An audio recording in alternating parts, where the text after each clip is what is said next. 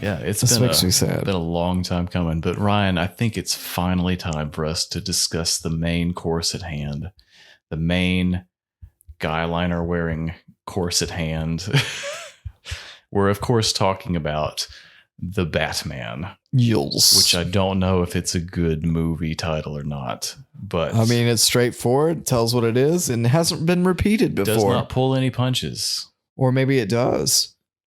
When it punches Gordon in the face. And he's like, you could have pulled your punch. He's like, I did. I did, motherfucker. So first and foremost, right at the top, I just want to say that there was a lot of discussion about people being like, oh, Edward Cullen's going to be Batman. Blah, blah, blah. I think Robert Pattinson's a good actor, and I think that this movie definitely proves it. And I think Lighthouse was one of the definitive things for people enjoying this ahead of time, because they're like, oh, it could be good because he's done this movie. William fully 100% committed to this, and I think that this was one of the better Batman interpretations we've seen on screen. I know you may feel a little bit differently, but I feel like this is on par with maybe Batman Begins. It's better than Dark Knight Rises. Oh, I thought you were going to say Dark Knight. No. I was like, fuck you. No, I would never. Yeah. the third one in the Christopher Nolan series was not that good. It was a bad movie. It was not that good. One of the rare bad Nolan movies, some would say, looking at you, Tenet. But I was like, but he's got a new movie coming out soon. Yeah, I can't wait to see what order that story's told in. I'm assuming chronological. I hope it's told well. It's with a bunch of weird backwards boys running up or down a thing. Backwards boys. So off the bat, I can tell you that Jake loved the movie because we spoke. And then we did. Spoiler alert. We speak outside of this podcast. We did. We don't just stare at each other in solemn silence before we hit record on this. We might. There is some correspondence of us between us watching something and us sitting down to record this. Here's what we said in a text message. I sent Jake a text that said, What did you about Batman? What did you about Batman? I said, I about it, love it.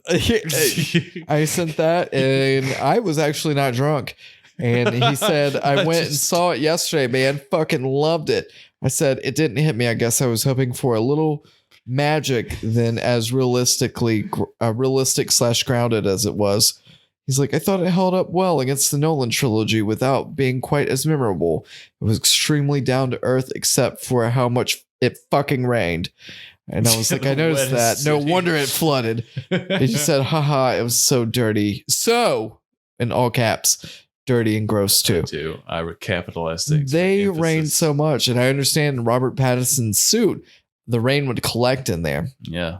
So technically what you're saying is he could pee himself and no one would know the difference. All I'm saying is body soup. That is the dream. Body soup. I would love to be able to pee my pants and no one be able to tell the difference. Be like, the older I get, the harder it is. Everything smells like asparagus here. So we have and everything's wet. So we have no idea to tell if anyone's peed their pants or not. You know, I've seen those TV shows where it's like these amoebas or whatever, these parasites swim up your pee stream.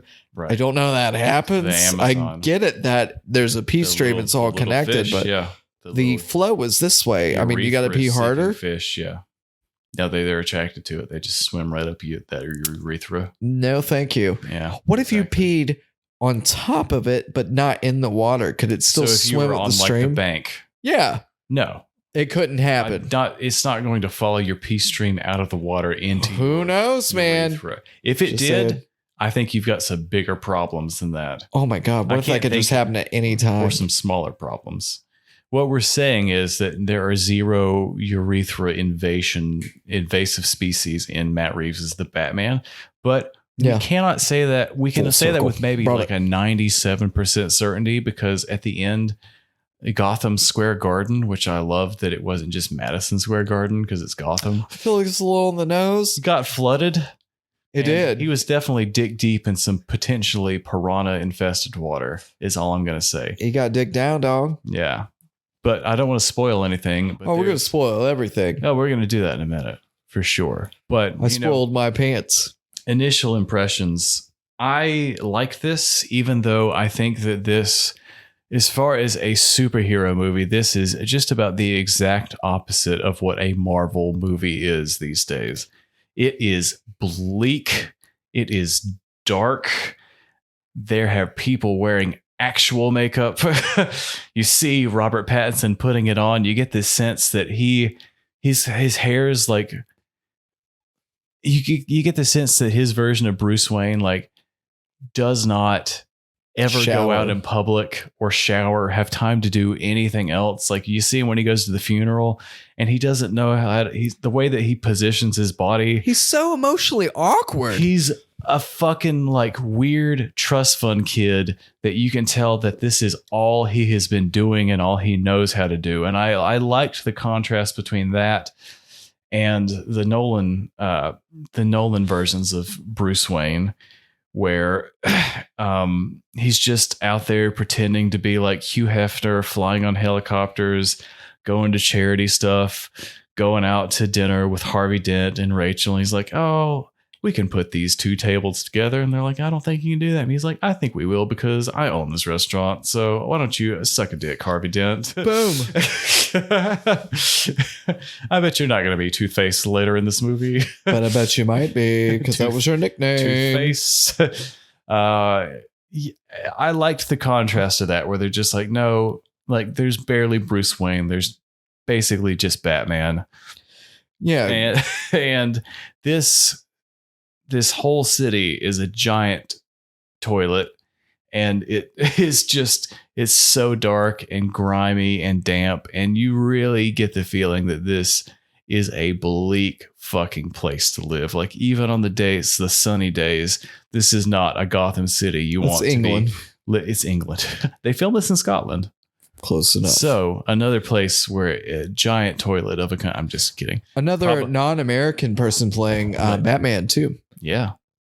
You got a Brit and an Irishman as two of your main characters. Yeah. And then you had George Clooney, Val Kilmer, and Michael Keaton. Yeah. And Adam West. Exactly. So four for the Americans, Different two ones. for the other, for the rest of the world. I will say 5 things about this movie. All right. Do not say 6. I will say stop 6. this recording if I hear not 6. Say 6.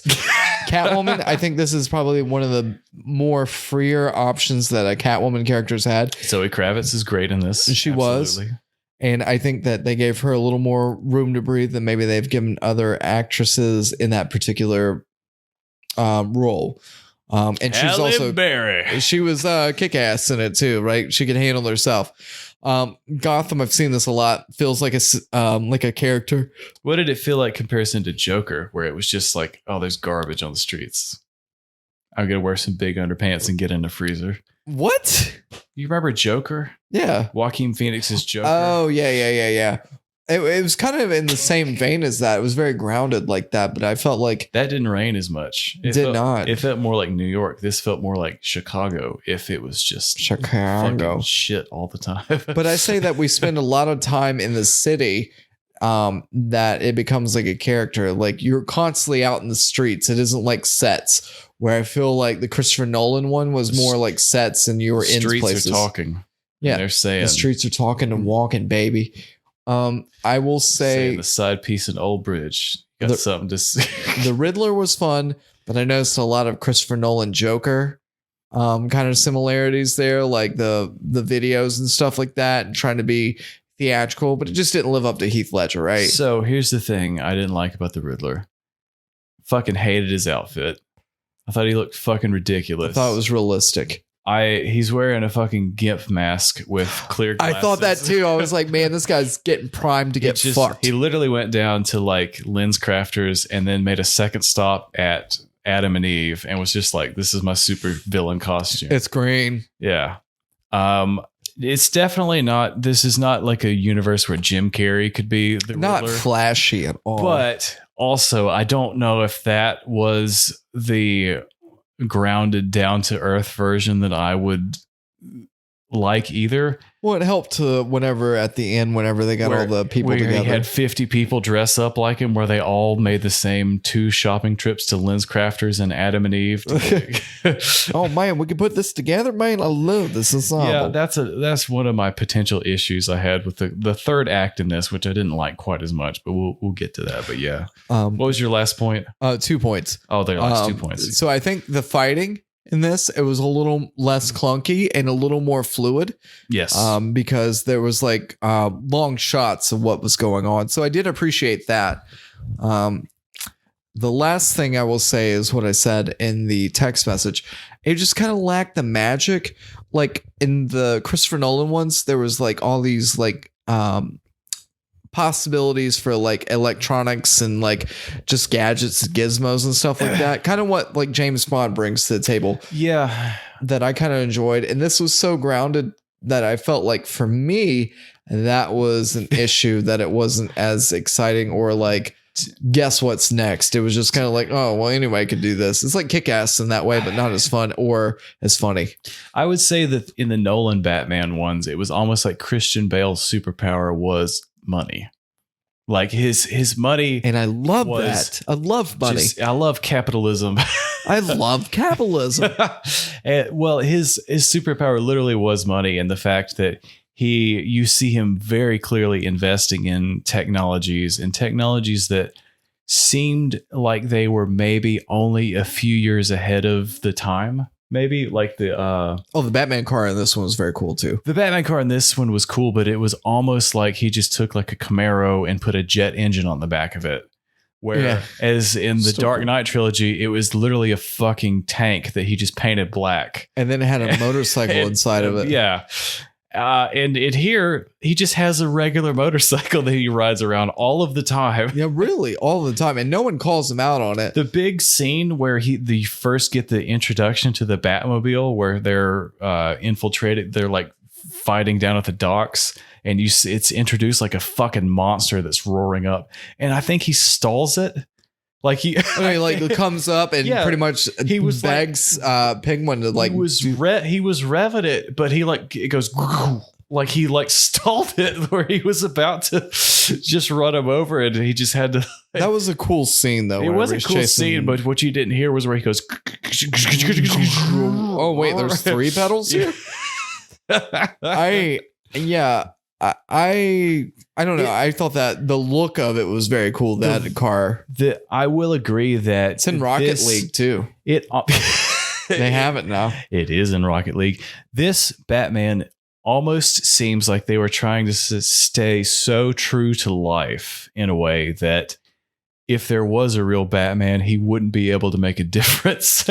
And you kind of see that in some of the fight scenes where, especially towards the end, where he does kind of get his ass kicked a couple times, and you're like, is he like fully ready for this? I mean, this isn't an origin story, but he does say in the beginning, Batman year 2. Yeah, he's like, yeah, I've been doing this for 2 years and I'm real tired. And anyways, he can take shots too, like his armor. He is bulletproof. He is a bulletproof man, basically, but he does seem like he gets a little tired sometimes, maybe. Or I think where he takes the shot of adrenaline or the EpiPen or whatever. Oh yeah, it just beats the shit out of that guy he talked to in the funeral. Yeah, I love that part, but also that was one of the few moments where I was like, oh, that's actually a bit silly. Or like maybe they went a bit. The movie was so grounded up to that point. When you have those really over the top moments, they seem a little out of place. Maybe a little bit. Yeah. This movie was for me too long and not magical enough to top the first 2 of the Nolans. Yeah. The third one, and that one had a little bit of magic because you got like some guy living in some random cave, and like that's kind of like magical because that would never happen in real life.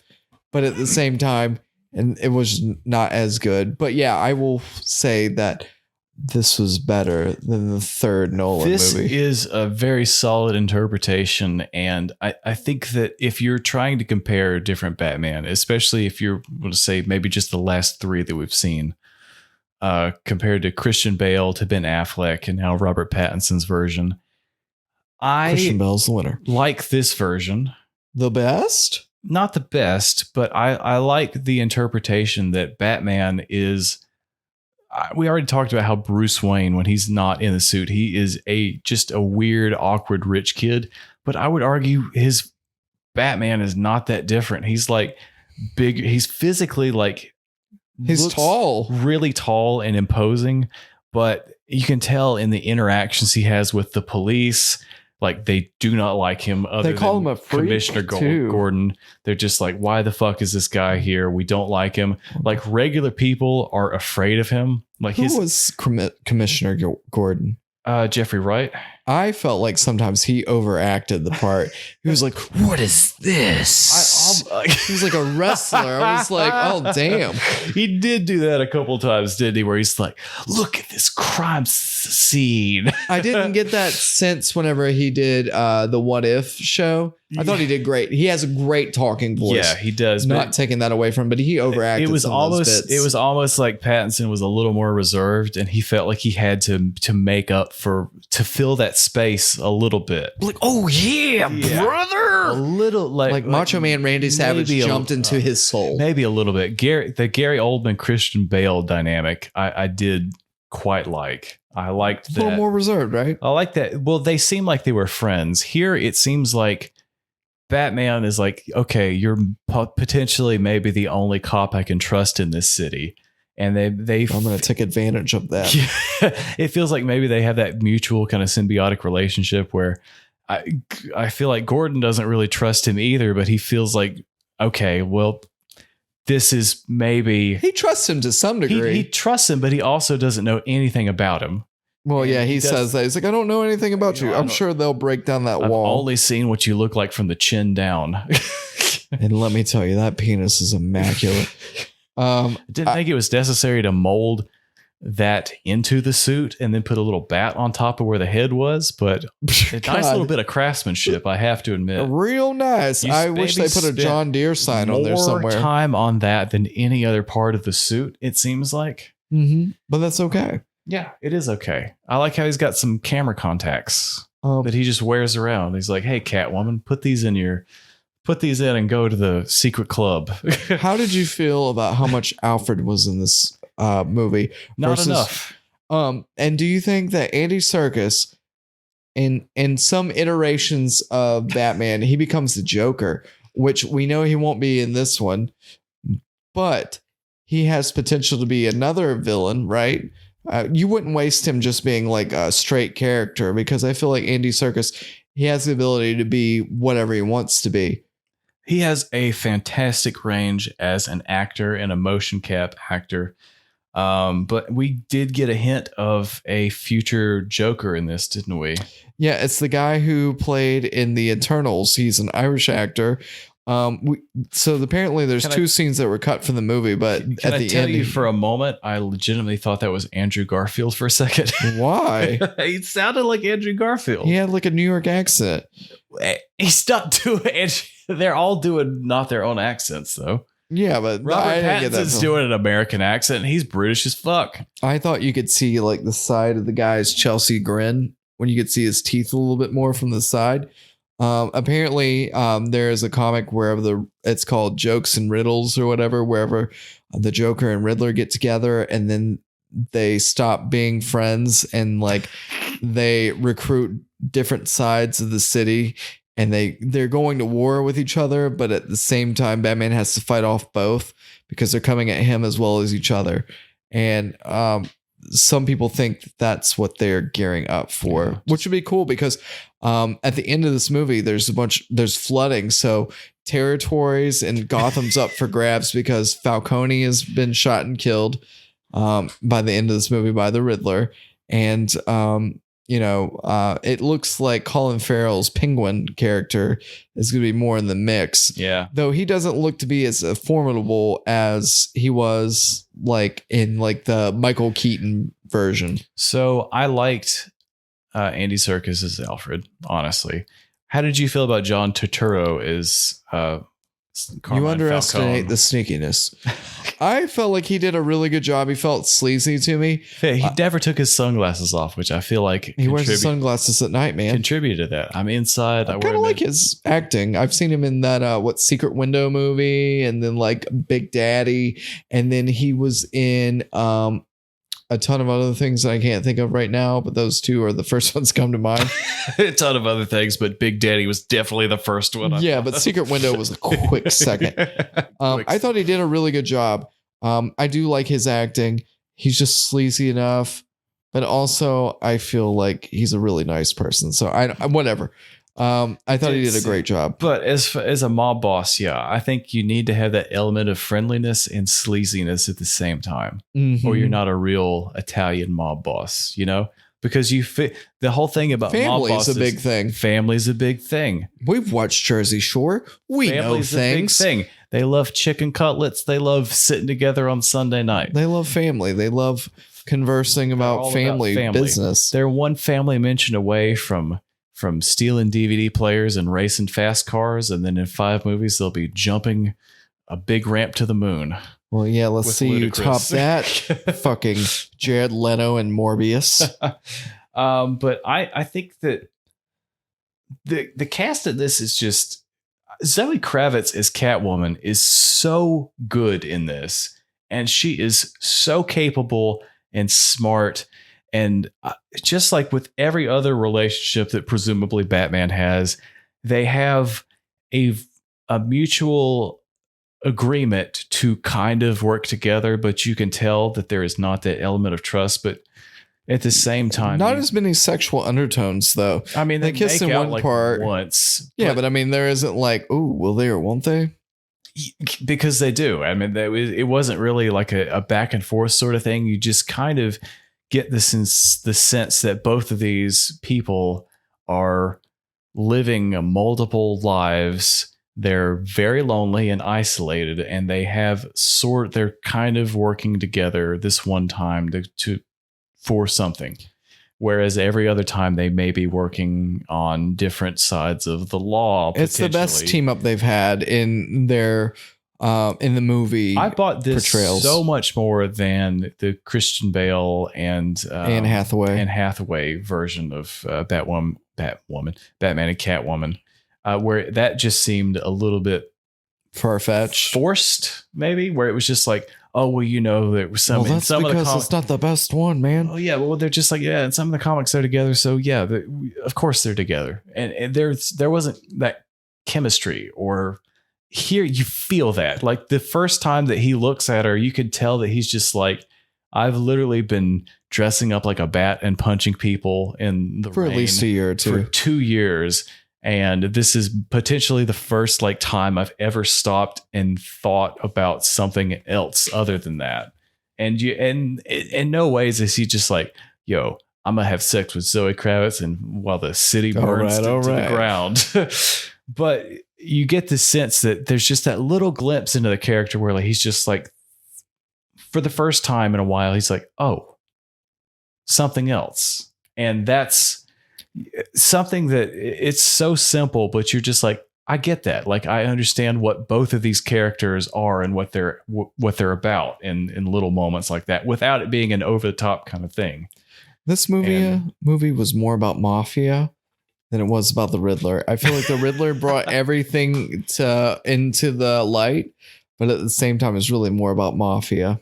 I thought the Riddler was fucking lame at this, if I'm honest. I thought initially he was cool. QAnon people were more interesting than anything he did, where he thought that he was working with Batman, but turns out he was just an orphan who was all sad because baby died. Choose my words very carefully here. No, just spill the beans. Autism is his superpower. Wow. And that is it. The way that Paul Dano plays he's just this. I don't want to. He's disconnected, like he's leaning into some kind of stereotype, but he's definitely disconnected from reality. You really get when they have that face off, that Dark Knight style face off in jail, where there's the wall between him at first, and they fucking make out. It bothered me that fucking Robert Pattinson kept punching on the walls. I was like, you were free. You could like crawl up in the ceiling and like run over there and beat him up. You don't have to punch. What are you doing? What are you doing? I'm going to punch this window. Did you think that he knew his identity when he said that? Bruce Wayne? Yes. Multiple times? Well, I would assume that he did at that point. He's like, at the very end, he's like, we didn't get him, did we? He's the only one we didn't get in the city where I said I was going to put tape on their face and then do a Joker style video. I mean, possibly, do a video but for the first time. Robert Pattinson looked at the camera and they zoomed into the camera to say, "Hey, we're recording this event."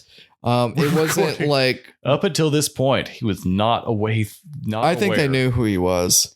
I don't think he did. Well, in one scene, whenever they're looking at like camera and like, oh god. So the microphone, turns out, did pick that up. It did, in fact. Anyways, poor little dog. That TikTok where that one dog was playing fetch and the other was getting swept away by the current. Tiny little wiener dog. Well, I don't think it was a wiener dog, but it was just like a tiny dog. Beagle, maybe. Yeah, that's probably right. Yeah, a short-legged beagle. Poor thing. Poor thing. But speaking of other animals, Batman. So yeah, they definitely knew that. I think that they knew that the Riddler knew who he was, because whenever they went into the detectives went into the Riddler's room or whatever, and it was like, I know who you are, and it's got like Batman and stuff, and Batman's like, oh god, he's gonna know who I am and my identity is gonna be exposed. And he's got like a picture of Bruce Wayne, but I never saw the classic like red string of yarn where they had like just like a picture of Batman and then like a 40 like strands coming off of it and be like, is it Commissioner Gordon? Is it me? Is it Bruce Wayne? You mean like the investigation from Jersey Shore? Is it Angeliners? Angeliners? Is it the side piece from Old Bridge? Oh god, is the Nuggets. Who is the Batman? Yeah, I just felt like they knew. I feel like he didn't. I feel like the way that he was introducing himself, he felt like he had deluded himself to thinking that he was working with Batman. And he was like, oh, you didn't know? So here's this, like, the what? whole third act I felt was not alluded to, where he's like, oh, you're not going to know what's going to happen. And this, I felt like they sniped from Dark Knight, where they have the two boats and the bombs are on the two ferries or whatever. Well, this, where he pulls up the carpet and there's like the seawalls and the bombs and stuff. Oh, what about the interrogation? That's definitely like Batman. Those are two big sequences. What about the sniping thing whenever he shot like... Okay, so there's three big things that they borrow. I thought, and then there was something else. And the fact that Batman's suit is black, there's four things. Oh, no, there was something else. Oh, whenever he talks in the camera, he's like, it's like, ah! Yeah, okay, yeah. Yeah, I thought those things were kind of borrowed there. They definitely leaned into that a little bit hard, but I felt like in Dark Knight, there was a build up to that. Up to this point, Riddler had killed rich people specifically and made videos about it. There was never any indication he maybe had... not so much rich people as people were in high positions. People in positions of power, maybe I should say. Power and influence. The mayor, was it the DA he killed next? Yeah, it was like the chief who was like, hey, you freak, get out of here. And yeah. So the problem I had with the whole third act was that the whole planting bombs on the seawall, it was like, first off, you didn't mention there was a seawall at any point. So we're like, okay. Surprise, motherfucker. So when they said that, we're like, okay, why do we care about that? And there's like, oh, there's a bomb. And if it goes off, the city's going to flood. And they're like, okay, we've never really established that was a problem. We know it rains here all the time, but literally like all the time. It's like we're in fucking England. Place isn't underwater, so maybe not that big a deal. But it felt like in Dark Knight when they did that, we know that character was capable of orchestrating stuff like that. And the fact that he had already done multiple orchestrations of you go here, you're chasing people that have bombs attached to them, and it's a choice. The Riddler, he was like, I've killed some people. I wrote on some birthday cards. There's never there wasn't any indication in that character that, oh, I have this capability where I have put 7 bombs at strategic points around the city that are going to flood it. And that was the thing where it was like, what? Well, what did he do for a living? Did we get any kind of like, he was just an extremist, right? He was an accountant. Was he an accountant? Yeah, because they're like, oh, it's this guy and he's an accountant at this place. And it's like, all right. Boring. Cool. Not as cool as the Riddler in the Nolan version, which we could assume is the accountant. Yeah, an accountant at a cool place. Bruce Wayne. Like Google or something. Yeah, it just seemed like a crazy person. It was more realistic, and he had followers on like Instagram and social media. This is the part that's potentially frighteningly more realistic, is that this lunatic has a online cult following.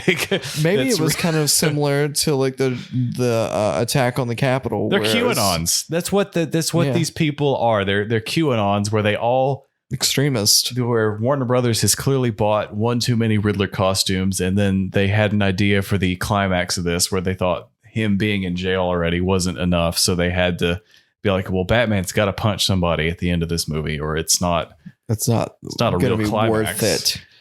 So he fights a bunch of random Riddler followers, and the guy that he spoke to at the funeral, where he's like, fuck them rich people, and Bruce Wayne's like, yeah, maybe that's also a problem for me too. There wasn't like the payoff, because we already had the villain like right before the very end, and we never really got to fight him or anything. I had to look that up, who that guy was. Paul Dano? No, the guy that he takes the mask off. Oh, like, yeah, you didn't realize? Yeah, I was like, oh, the guy from the funeral. Be like, no, he just looks like a random white dude. Well, he had his hair in like a net or something like that. Exactly. So you're just like, who is this? Yeah, it kind of like threw you off, but at the same time, I think when you take a mask off a character, it's like the big reveal is it's supposed to be someone you recognize or remember, not that one guy that I talked to at a funeral 2 hours ago. Be like, oh, you're that guy. It's like, who fucking cares? There's too much realism to it. Like, you would go after the big fish and be able to catch him, but his ideas may be floating a little bit longer than he is to somebody who you may have met like in the past, but it's like very insignificant in comparison. Yeah. And I think that, while maybe realistic, at the same time just didn't do it any justice. And that's kind of some of the stuff that I had a gripe with.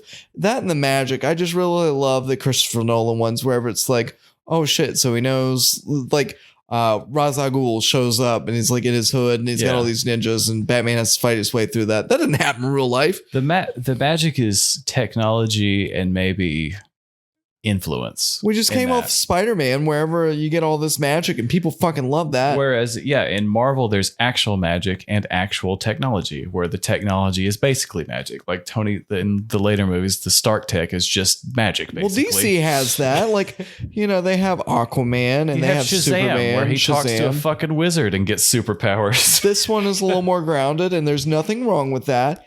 It's just not my cup of tea, because I enjoy magic. I have more of a kid mindset in what I enjoy. I feel like this, while I did enjoy this, I understand your point where they almost be like, this is so real world that you almost feel like a hero is insignificant.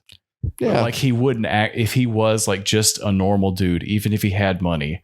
He's still out there himself, like just punching people at the end of the day. And you feel like he's going to lose at some point because he's just one guy doing this. Right. But I mean, like, I really love the movie Kick-Ass, the first one.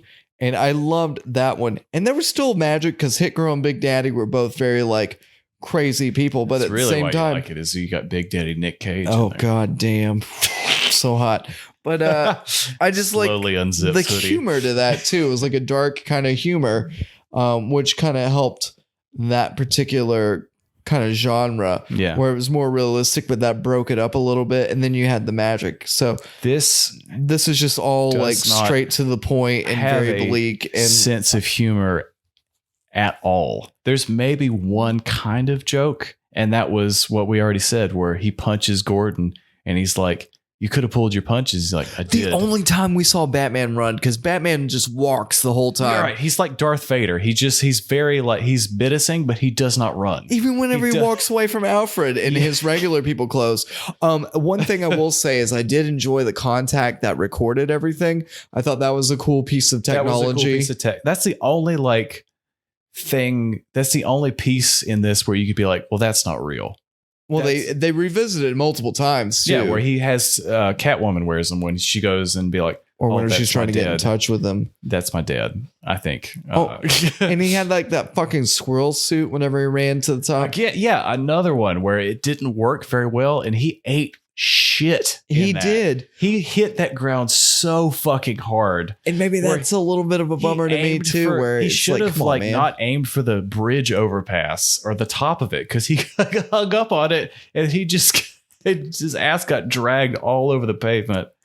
Oh, that looked like it hurt, but he was going like 150 miles an hour. I mean, yeah, he was zooming through those buildings, booking it through there, and just came to an abrupt fucking stop.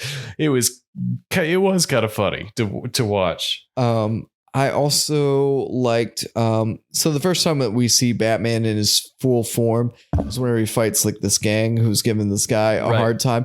But it also was like Batman has influenced enough of the city to be like, is he hiding in the shadows and stuff like that, which I thought was cool.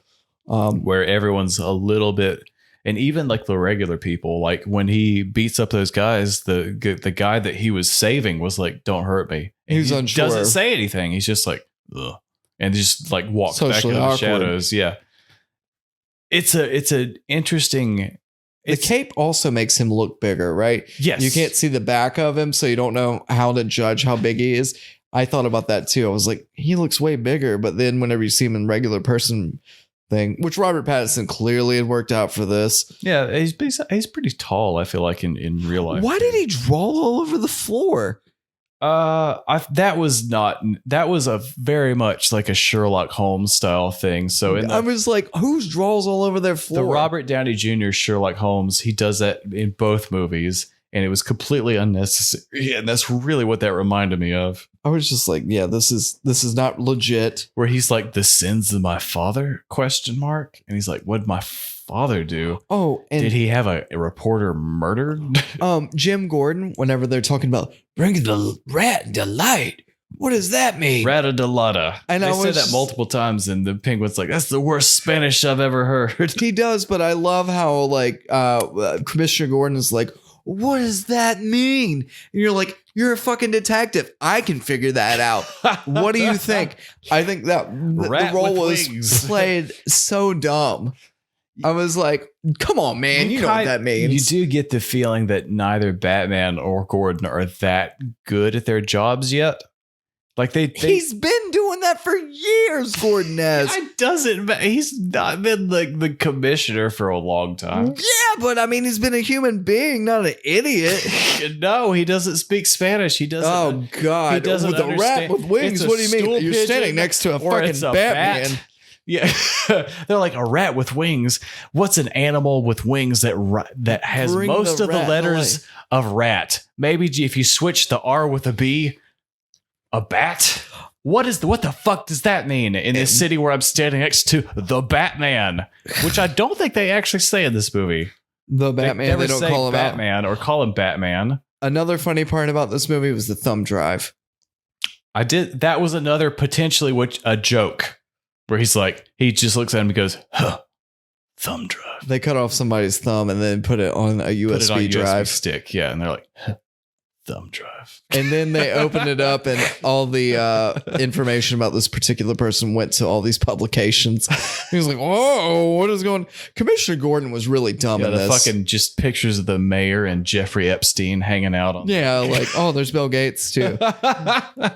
Like some of it was like stupid overplayed on. And I don't think that this is the guy that played Commissioner Gordon's fault.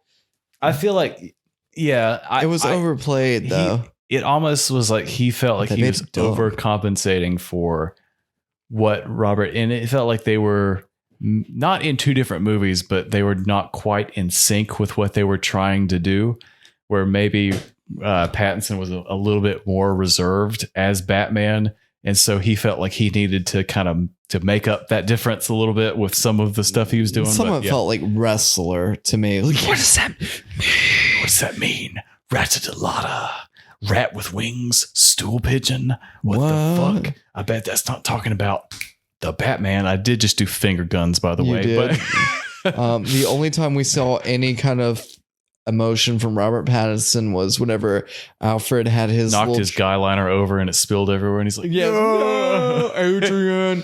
No, whenever he's talking to he did say, "You're not my dad." Oh yeah. Which I was like, all right, like that. Yeah. And that one Nirvana you're not my real dad. Nirvana, that one song that plays, which is a really good song. It's from their first second album. A lot. They do, and they use the vocals in it, and then eventually they just kind of move it to more orchestral or maybe like a piano version that's a little slow and menacing. And I was like, oh, okay, yeah, that's cool. But they kind of played that out. I don't know how I felt about Robert Pattinson's narration over it either. I didn't think it was necessary. It felt overdone. I was like, yeah, I get it. You're dark and brooding. Like, good job. So narration like that, it can be a really effective tool, or it can be extremely out of place depending on how you use it. And the fact that they use it at the very beginning of the movie and at the very end and nothing in between is what makes it out of place. Yeah. If that were a running theme, it would make more sense for somebody who's very quiet and just thinks to themselves. It's like you're either hearing his thoughts or he's writing these journals down, which you see him writing down in a journal where he's like, which is weird this time, but also it leans proof. It leans into like the whole like 1940s detective thing that they're trying to be like, oh, Batman, where they're like, oh, Batman is a detective and he punches people and that kind of like it seemed like that was the kind of aesthetic that they wanted to kind of remind people of. And there's a lot of those old detective movies have that narration in it, but that's a thing that happens throughout. It's not something that you do in the first 5 minutes and the last 30 seconds. And when you do it like that, it seems super out of place. Especially when the movie's 3 hours long, which, by the way, it's too long for this movie. You've already forgotten that that's happened at the beginning by the time that the ending narration goes, where he's like, November fucking whatever day, the city's underwater, but I hugged a little girl and now it looks like I'm a symbol of hope for the city. We'll see what happens. Riddler's in jail. I bet there's no Joker going around. Well, Riddler was doing that too, and it felt like they were kind of making like a parallel between the two. But at the same time, I'm like, if you're smart enough, as you claim to be, why would you create more evidence? Riddler's just a fucking idiot in this. Well, Batman's an idiot too for doing that. He never makes an appearance anywhere, and his funds are drying up, and he's like, "No, this is what I contribute to the city is me going out and saving the day." But then they're like, "Yeah, your funds are drying up, motherfucker. How are you gonna afford to pay for all this shit?" And he's like, "Oh, whatever. I don't care. You're not my real dad, Alfred." Yeah, shut up. Do you even? Batcave really had bats in it. Batcave really had. I like that the Batcave was an abandoned subway terminal right in the middle of the city. Yep. That he just no one will ever find that. He rides his motorcycle down a flight of steps and he's like, here's the Batcave. I want to see him. So you see the shot of him taking the motorcycle down that flight of steps. What I want to see in the next movie, is the car going up that flight of steps. It's so wide. Just seeing him like doing a 3-point road turn where you have to go around. I'd love to see him doing the maintenance on that car after going through all that shit.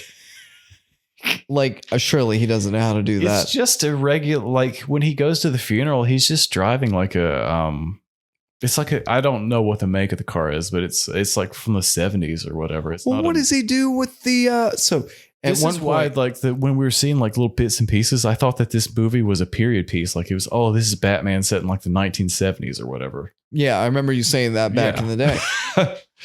With a motorcycle and stuff too. Like it looks like an old motorcycle. Well, whenever he's not driving a Suzuki Katana around the city. Whenever him and Catwoman are driving together or riding their motorcycles after she tries to break in and do some shit, Not that.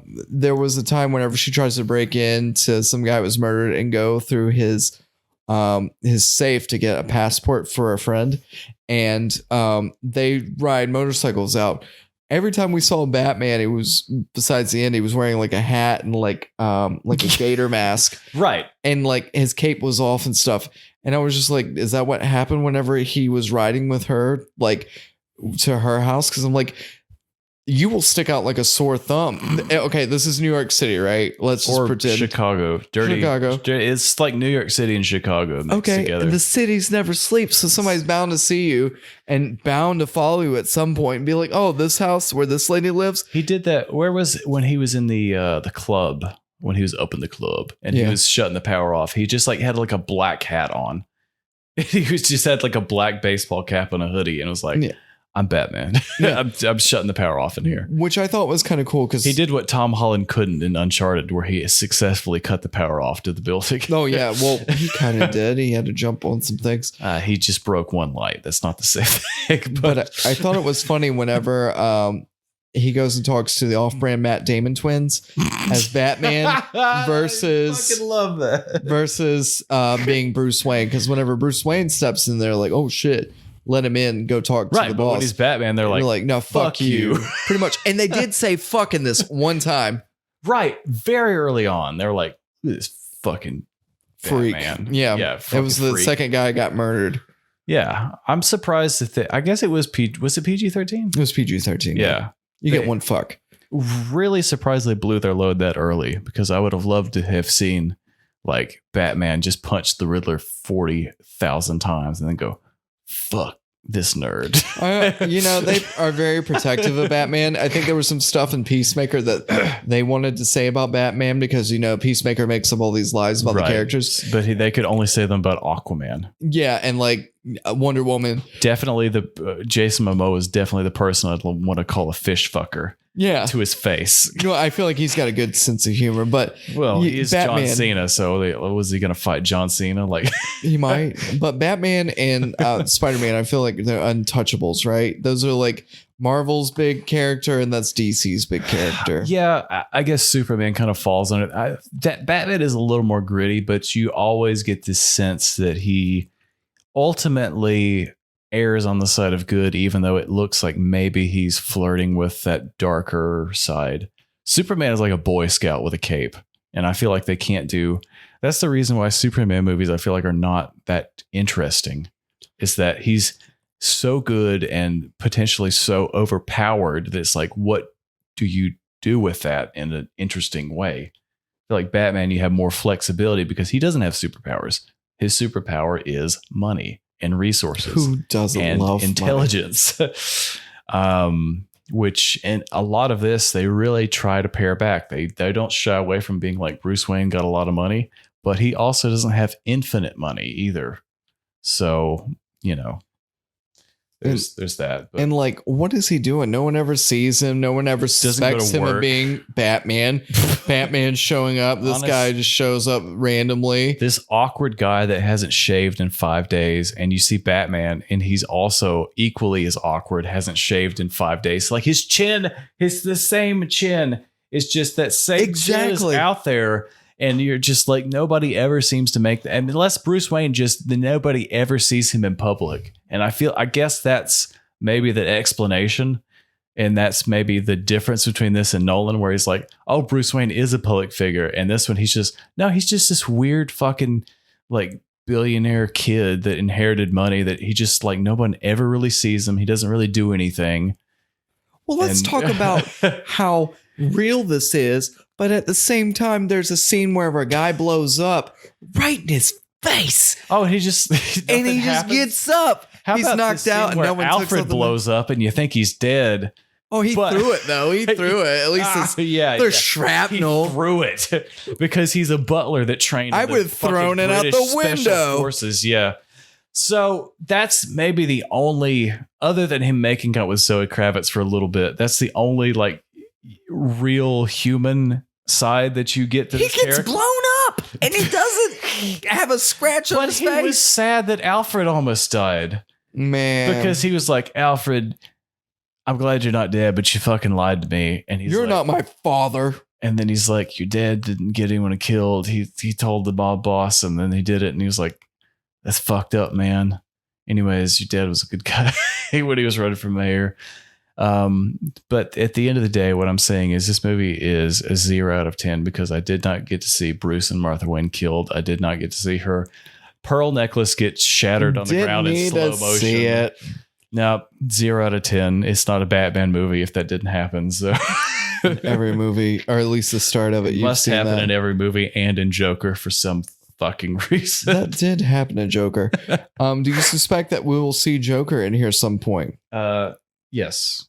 The fact that you saw him in this one, which I didn't think was completely necessary. Well, they said that they may not tap him for that he just exists in this world. It would make sense that they would add Joker and they would push hard for the Joker. The fact that you put him in the first one and be like, we'll wait for the sequel, and then there's no Joker, and people are going to be bad about it. Well, I've heard they were thinking about Mr. Freeze, but kind of grounding him where he's not. I don't know how they would do that. He's just Arnold Schwarzenegger and nothing else. Nothing else about him. To the chopper. He's just Arnold Schwarzenegger wearing a blue shirt. Like, I'm just thinking of like that's how grounded this is. What other characters would you have? Like, okay, you could do Two-Face and his face gets a little fucked up because it gets acid on it or something like that. You've done Riddler. You couldn't really do the Croc. You couldn't do the guy that had the dummy. You could do maybe another shot at Bane. Yeah, Bane is potential. You'd have to make it a little more realistic. He could be a wrestler. Because that's what he was in the comics originally. Yeah, he was a luchador. Yeah, luchador. And you've already got Penguin, so I feel like Penguin. So there's always for this movie, I felt like there was like a high line, a line of like mafia, and then you had like the classic like characters who we grew up with, like the Riddler.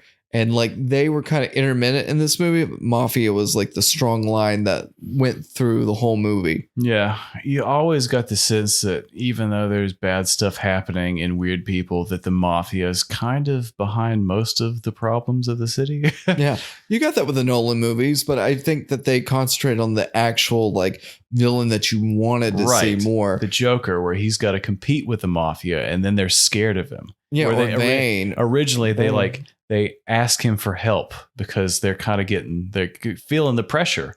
Mm-hmm. And so they turn to the Joker, and that's the classic line where you pummel these people to desperation, and their desperation Scarecrow would be cool too. They turn to a person they didn't really understand. And so Scarecrow would be a cool one too. I did feel like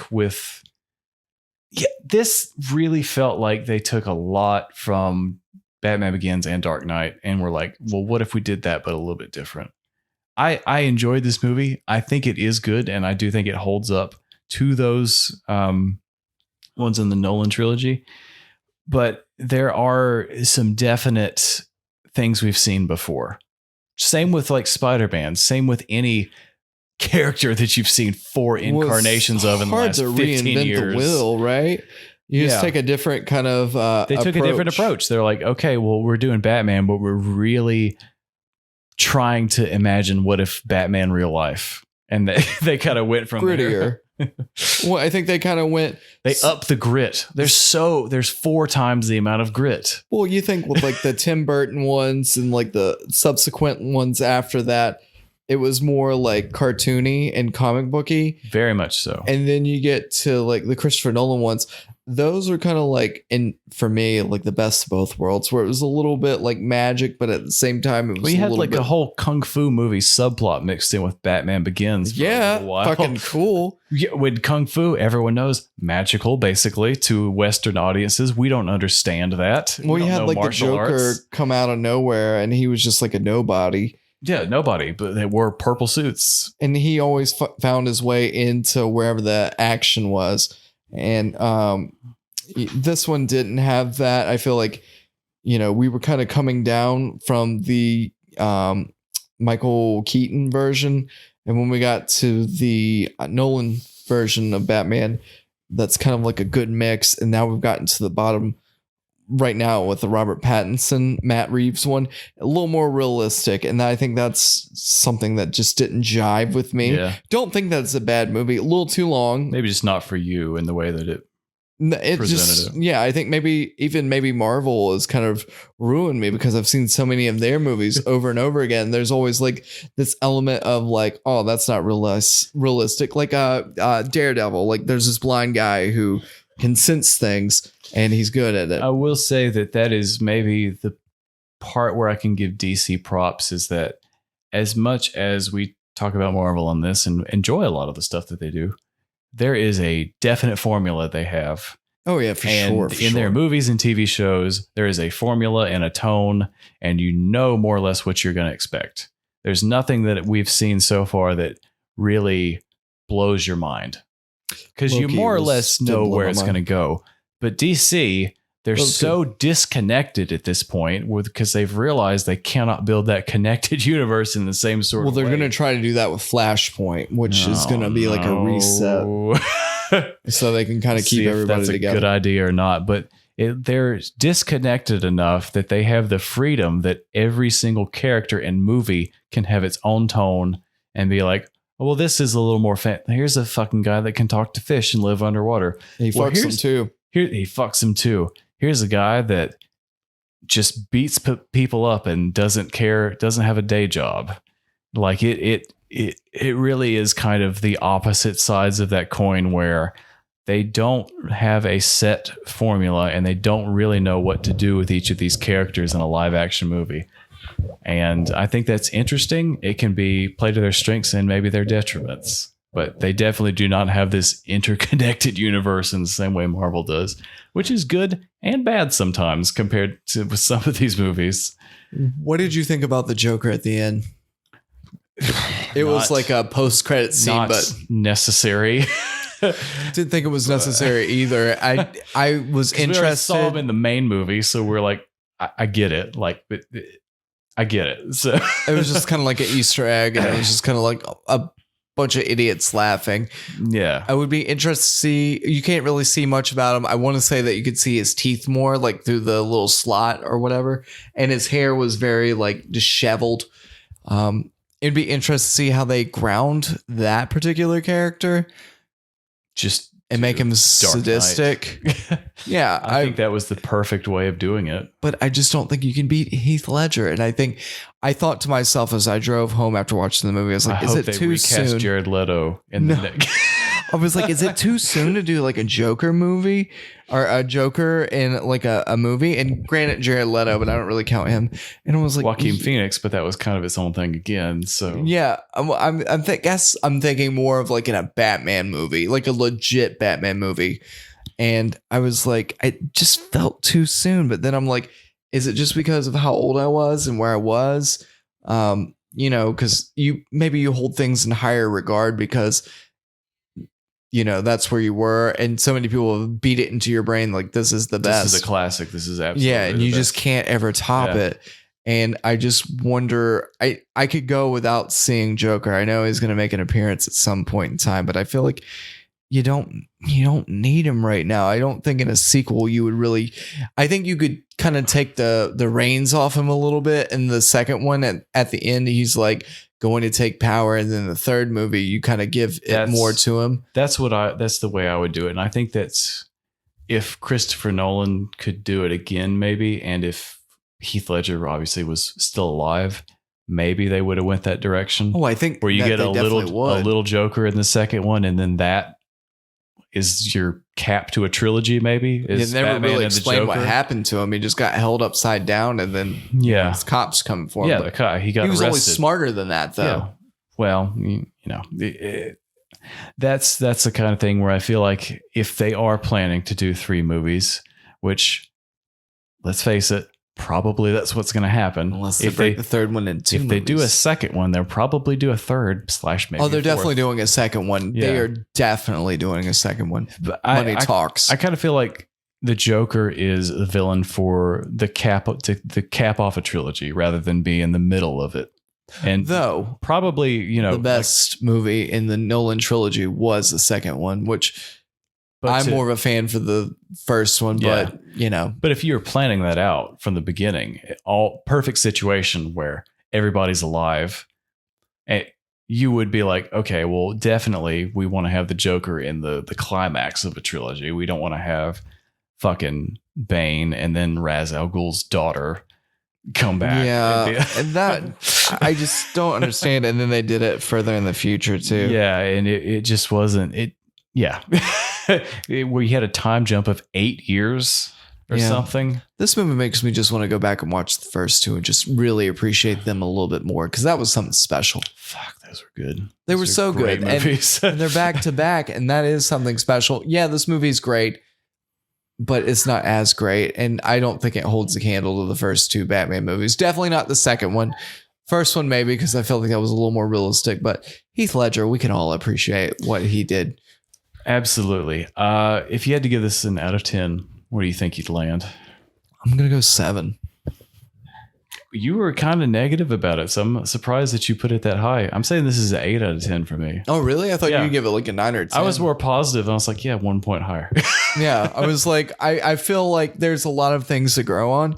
If we're talking about The Dark Knight, that's like an 11 out of 10, honestly. Oh, yeah. But yeah, and I would put Batman Begins is probably a 9.5 or a 10 out of 10. Yeah, totally. I would say that the third Batman out of that trilogy is probably 6. Yeah. There was some good parts to it. I think this was better than that, but at the same time, that's Batman. You can't go wrong with that's Batman. That's where right? I put it. When I mean on par, I don't mean it's better than. I mean it's not significantly worse than. Let me ask you this. Would you go back and watch this movie in its entirety more than twice?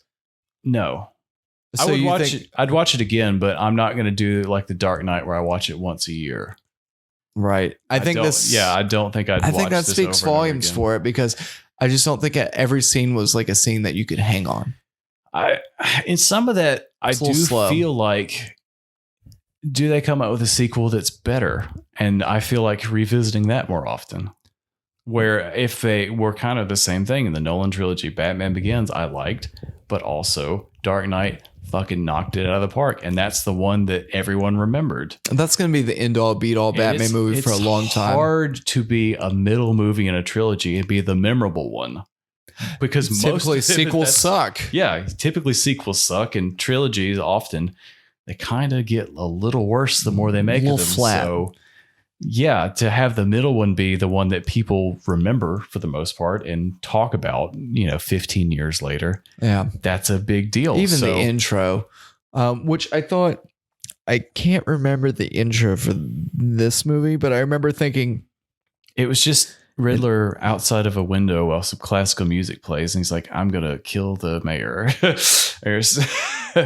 He's looking at him through like night vision goggles or some shit. I think at the beginning of this movie I was expecting something similar to The Dark Knight, wherever there was people wearing masks or something like that and just showing up and infiltration style thing. Yeah, I think I remember getting that feeling. Yeah.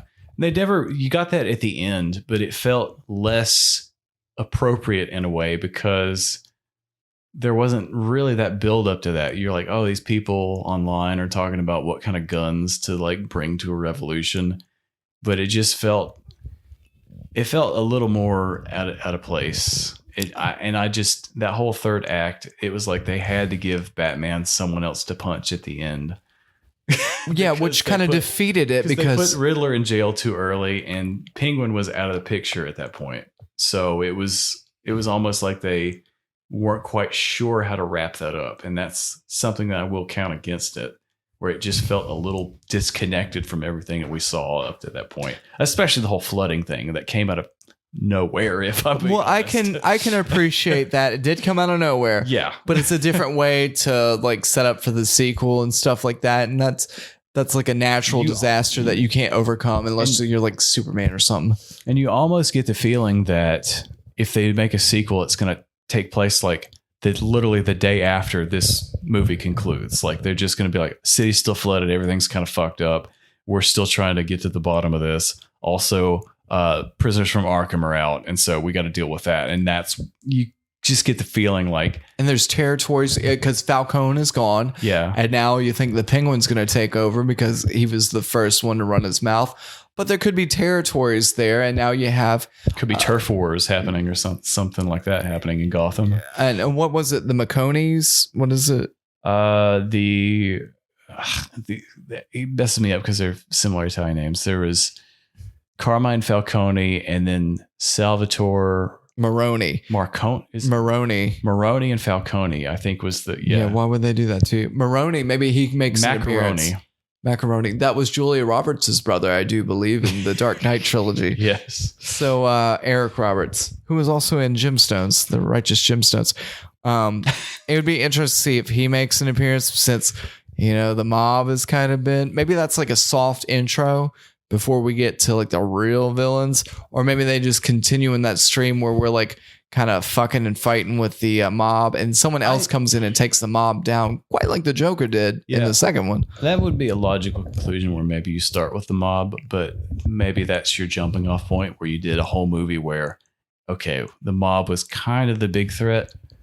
Maybe they're a bit more sidelined or a little less organized, and that's when you can introduce a bigger personality like a Two-Face or a Joker in the sequel. But you would need someone smart to come in to really run shit, because like a Two-Face or a Joker or someone like well, Joker's crazy, so yeah, but he's more like a wild dog that no one would really follow in this particular like grounded version, where they were throwing away rubies the size of tangerines in the forest.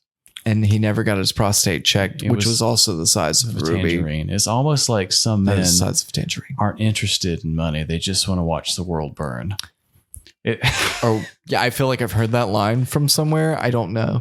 Yeah, but I feel like everything I just said was from a different movie. I feel like you need someone smart, or like someone who has a lot of booby traps to fight off. Booby trap backwards is party boob. Google here for both of them. I'm here for all of it. But yeah, Left I'll be and right. I feel like this, the sequel to this, which is inevitable, has potential to be better. Because why not? Because we've been here to pick apart that, and someone smarter than us is going to do that, and they're going to help them. No one else is smarter than us. Smooth all that out. Does Catwoman make an appearance in the second one, as she's driving off somewhere else upstate? I would assume so. Like a road closed barricade and just turns back around in the opening credits. Yeah, there you go. Goes back to Gotham. I suspect that we'll see her again.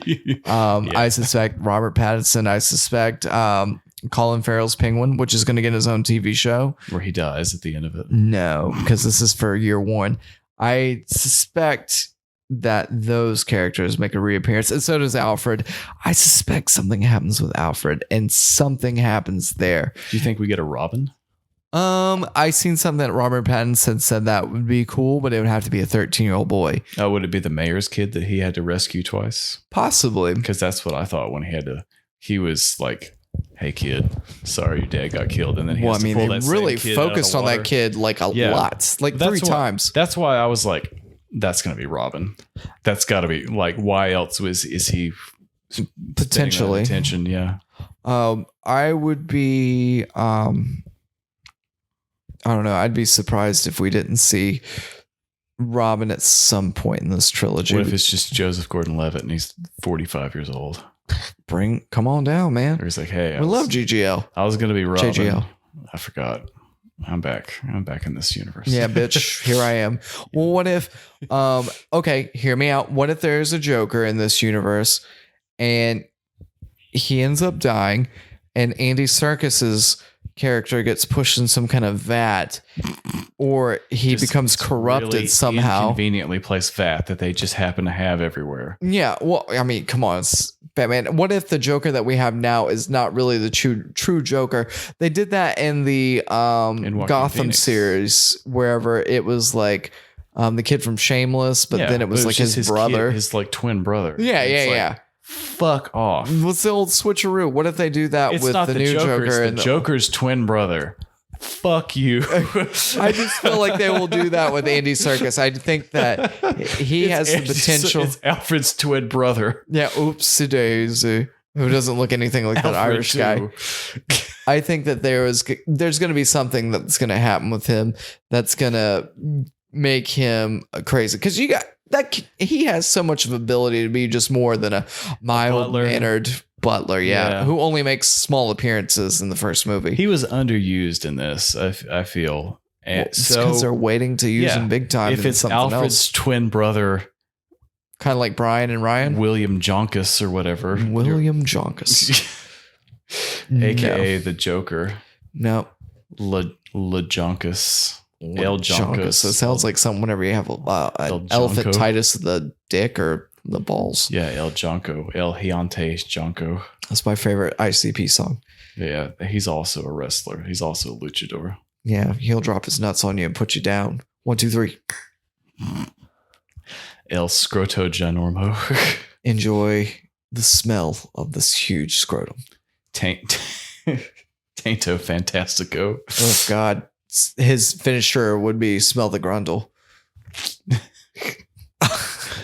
If you lick it, you just pass out, and then you succumb to the heaviness of his balls on your chest. Supremo.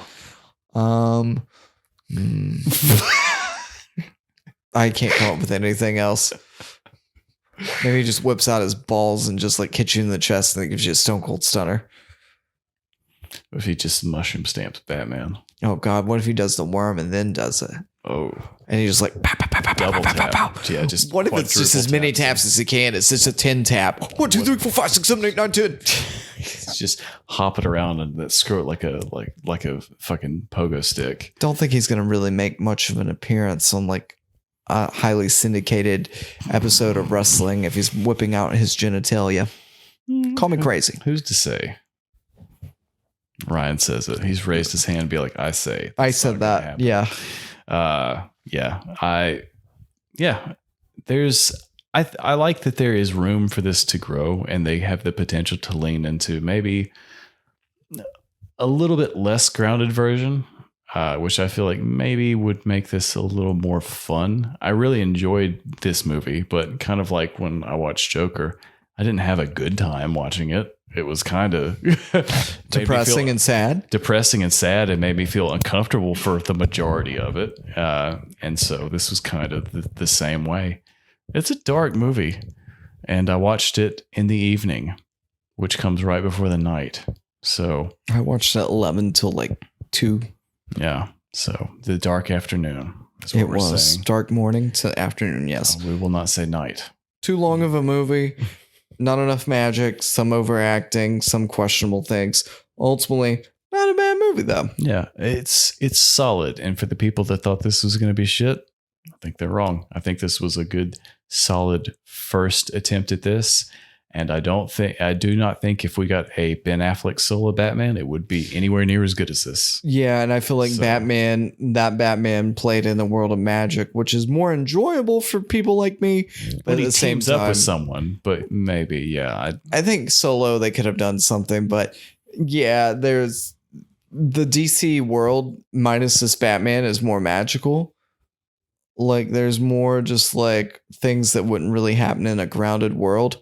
You got the Flash, fast and does running and like can go in between different realities. You got Superman, enough said there. Wonder Woman, kind of enough said there too. She's got a lasso of truth.